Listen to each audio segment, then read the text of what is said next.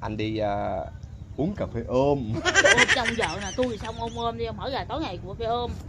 Trời ơi, nhìn bà còn cảm xúc cảm giác gì ôm, bà cố. Cả nhà ơi, em thử xin tiền cọp cái đi uống cà phê ôm để xem phản ứng của cọp cái như thế nào nha cả nhà. Em ơi, Gì nữa? em cho anh một vài triệu được không em? Làm gì?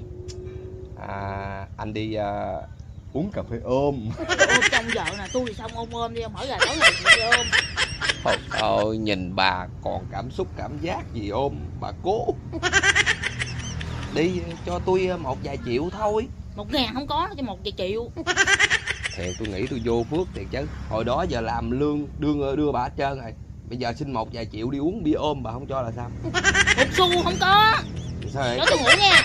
Đi, cho anh đi uống cà phê ôm đi.